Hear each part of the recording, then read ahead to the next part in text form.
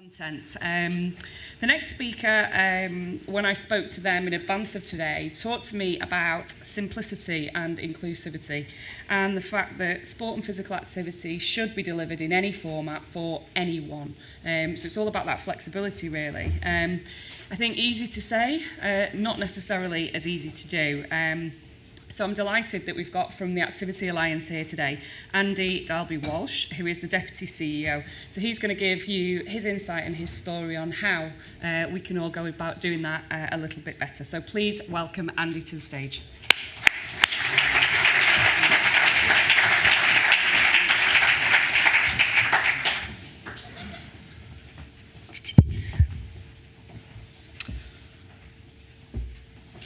Good morning. Is it time to make a difference for all? I'm going to start by telling you a story about a blind cricketer who went out to set up blind cricket in Barbados.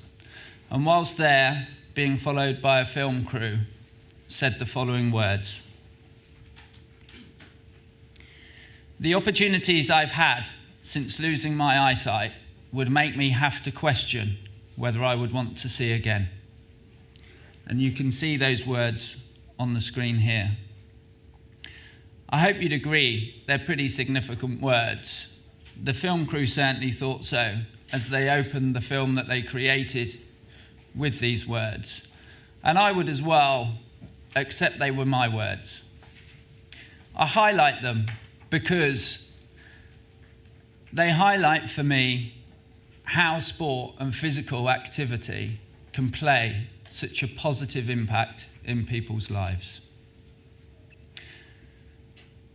I'd like to invite you through the course of this presentation to do three things. I invite you to listen. I invite you to think about what you do for disabled people in relation to sport and physical activity.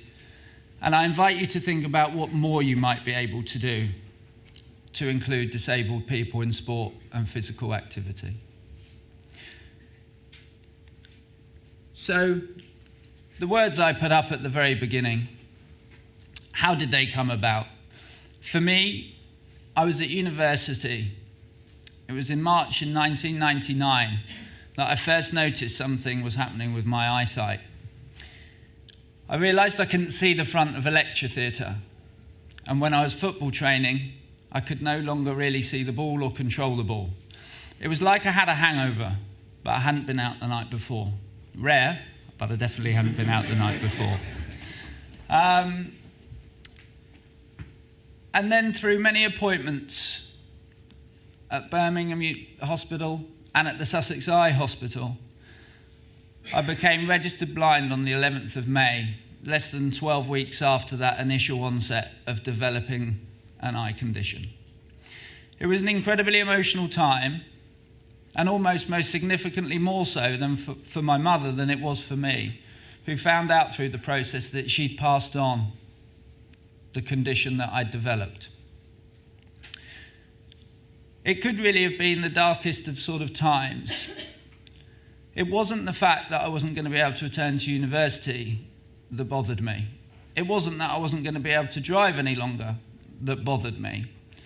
But it was actually that I wasn't going to be able to play football again that bothered me.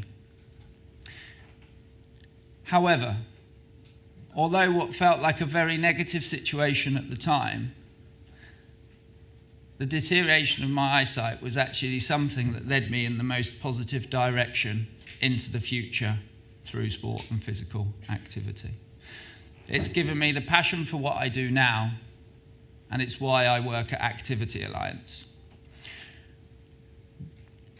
Activity Alliance aims to help to get disabled people active.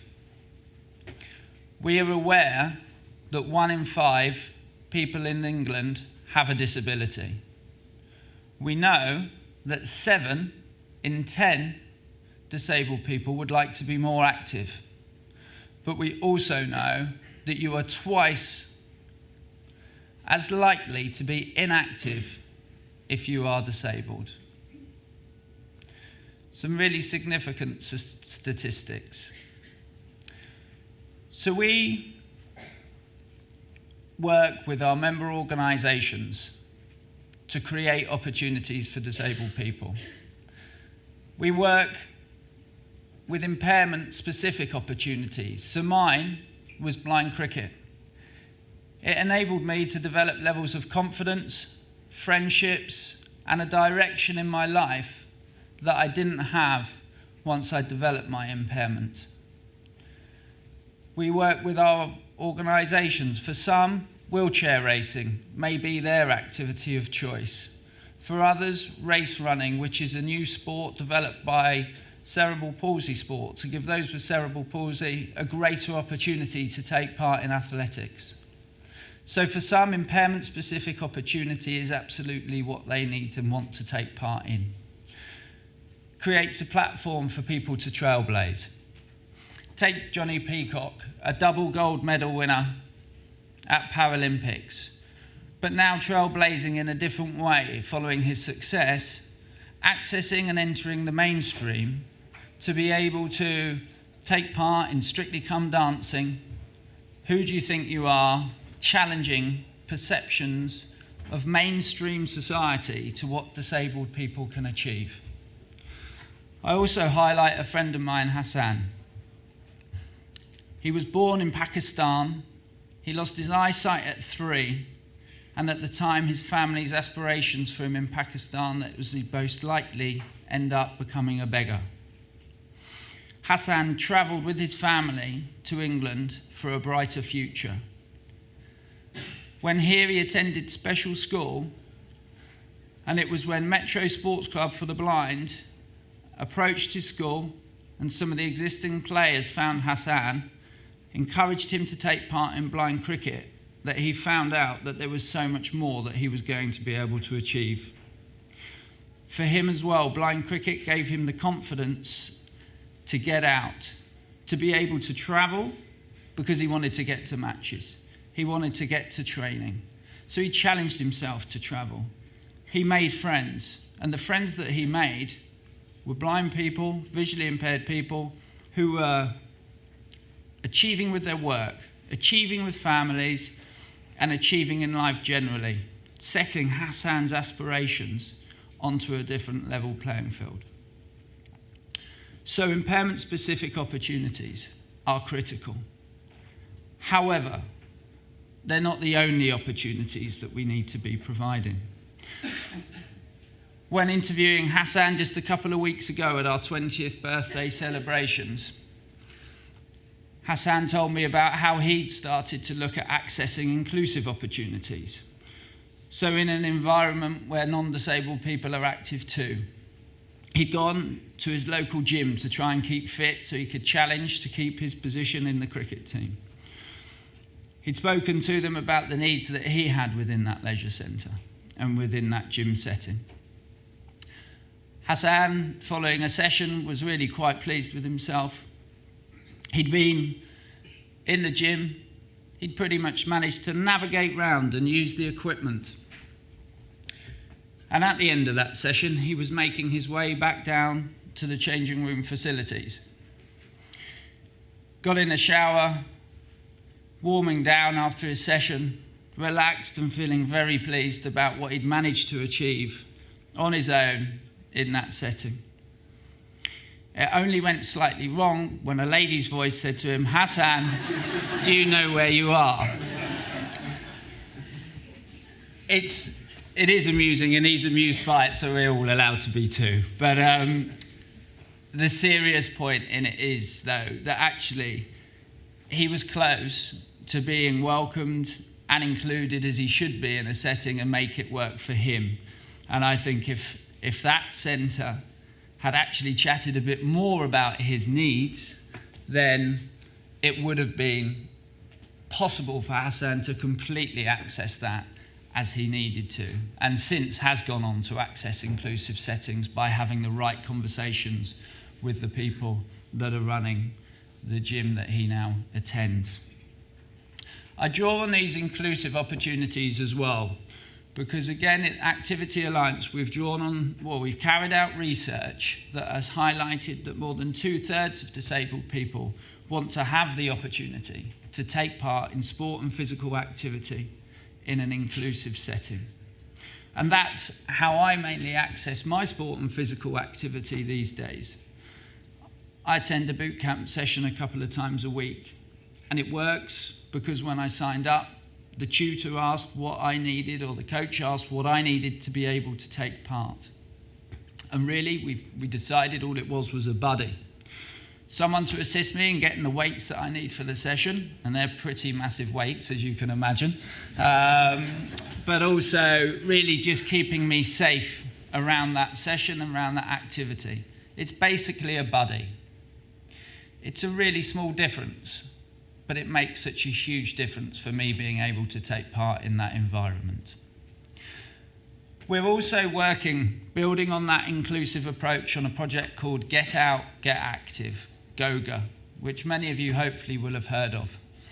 It aims to get the most inactive communities and people, both disabled and non-disabled, being active together.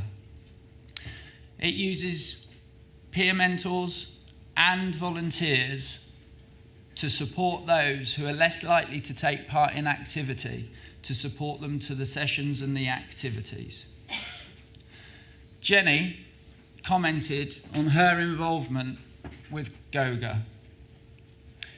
GOGA doesn't just provide my daughter with a place where she can make friends, it's provided a place for me to make friends too.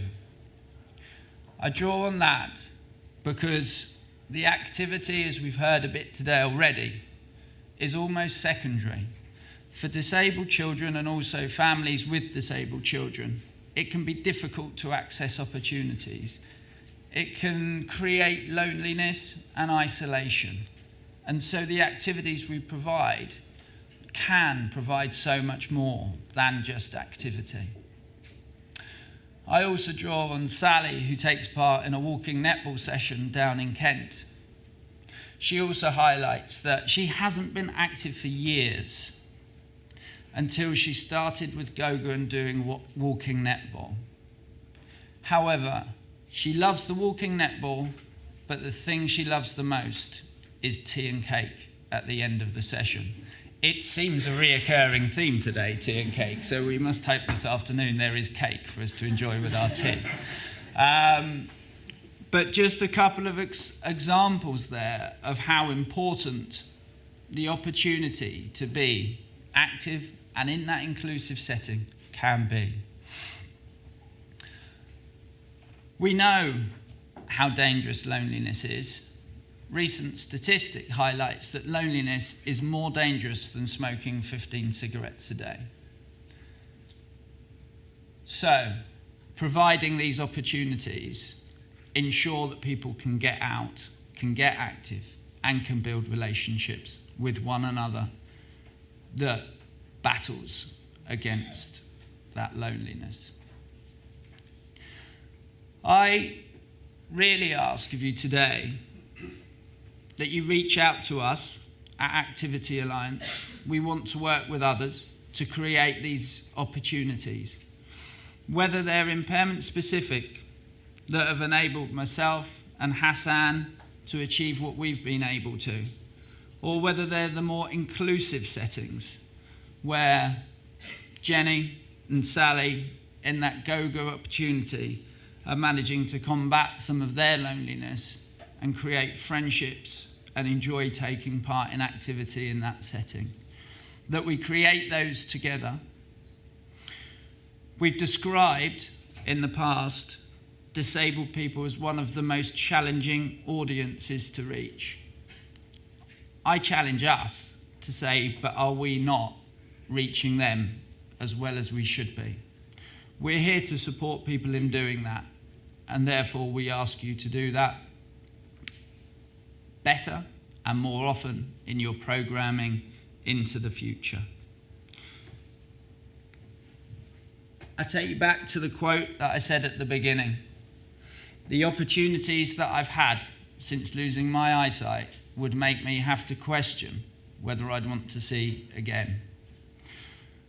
I hope that working together and creating greater opportunities for disabled people will enable others to feel as positive about their futures as I did when saying those words. Thank you.